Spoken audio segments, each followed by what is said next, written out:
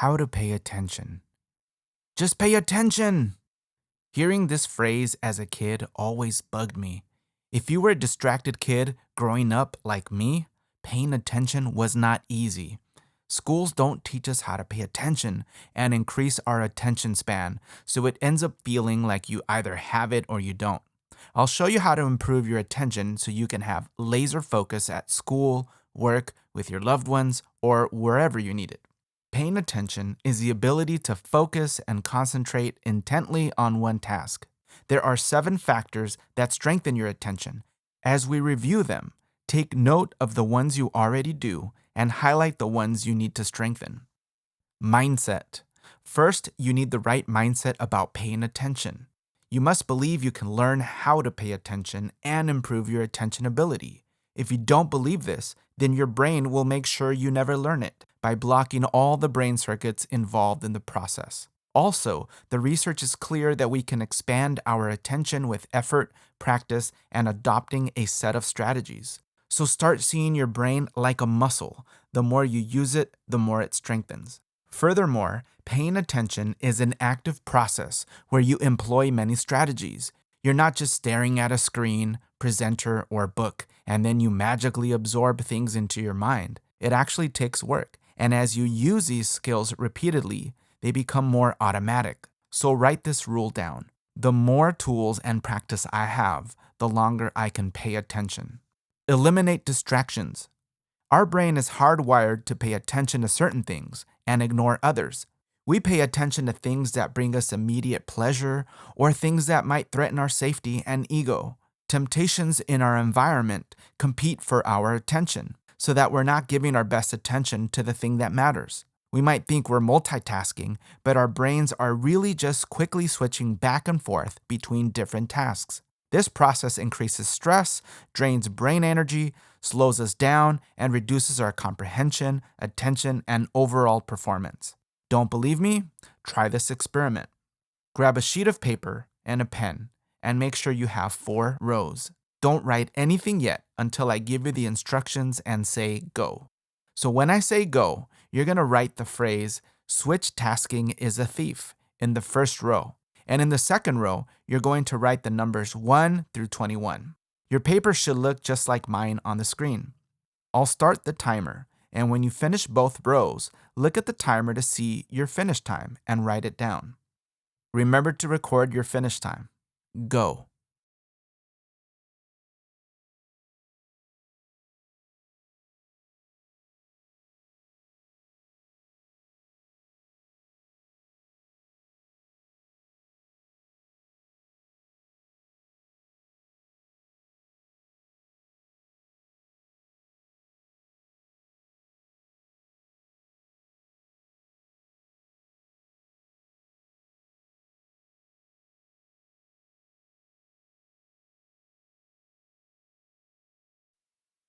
Now we're going to do that again, but we will simulate switching tasks, like trying to study while listening to your favorite music, texting friends, watching TV, or talking to a friend during class.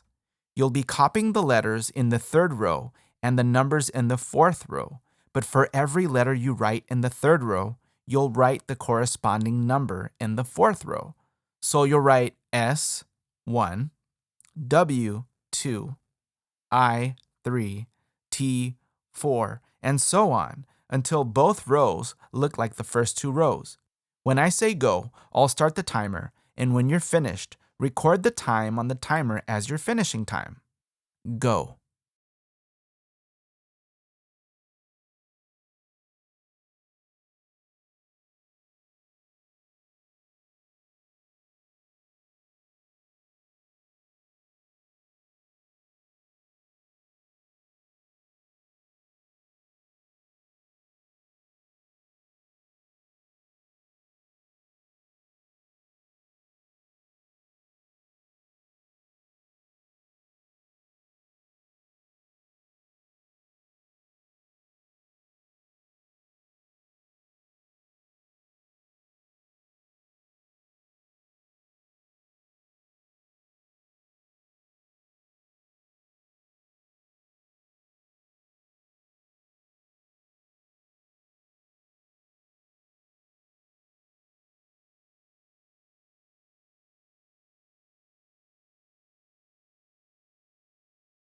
So, how did you do the second time? I'm sure you lost time. It might have taken you twice as long to finish. You made more mistakes and were more stressed. So get rid of distractions like turning off your cell phone, computer notifications, close other windows on your computer, sit away from peers you're tempted to talk to during class or work, and sit up in the front. The next factor in paying attention is how motivated you are about the topic you're paying attention to. If you're having trouble paying attention, chances are you're not excited about the topic. So rather than give up, generate an interest with these questions. What about this topic might help me with my own personal goals? What can I be curious about? How can I make this topic fun or a game? How can I teach this to someone else? Why would someone be interested in this topic? What if I compared this topic to something I already know? How could I break this topic down into smaller parts that are easier to understand? Where am I losing focus, and how can I make it more interesting? Remember that anytime you create a how can I or what can I do to question, you're activating the brain's problem solving mode, which creates excitement and interest. Emotion management. If you're stressed, afraid, or in a bad mood, or can't get your mind off something, paying attention will be difficult. So try these strategies. Use deep belly breathing, where your exhales are longer than your inhales. This helps you calm down those emotions a bit. Change your body posture to a more confident one. Research shows that your body language influences your thinking and emotions, so sit up straight, look engaged, smile, nod, and act confident. This alone reduces much stress. Then get whatever's on your mind off your chest by telling someone about it or write it down quickly and write one quick small action step you can take to feel better. Writing this down allows you to acknowledge your emotions and thoughts while giving you the space to be present in the moment, since you can come back to your problem later. Reframe the stressor by finding a more empowering perspective in whatever you're facing. Maybe you got into an argument with someone. Then see the situation as an opportunity for your friendship to get stronger, as you both can communicate your expectations and boundaries more clearly.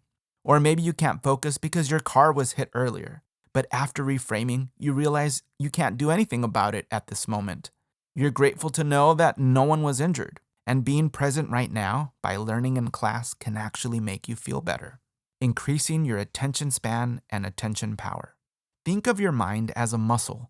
Every time you lose focus or get distracted, but bring your attention back, imagine that process as one workout repetition.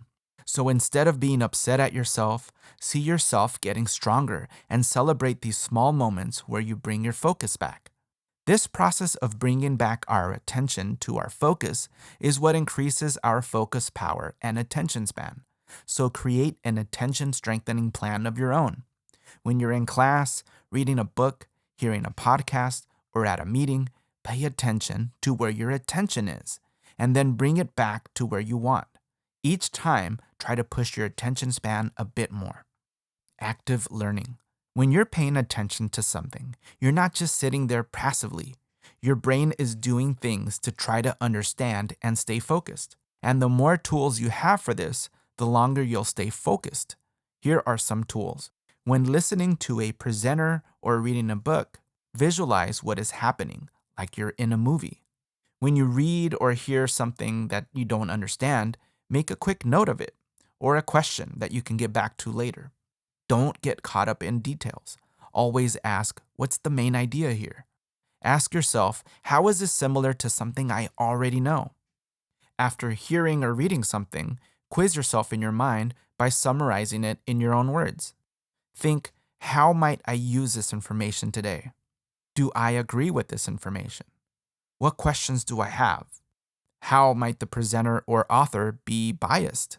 These are just some of the many things that go on in our minds that help us stay focused. You'll come up with your own strategies, and the more you have, the funner paying attention becomes.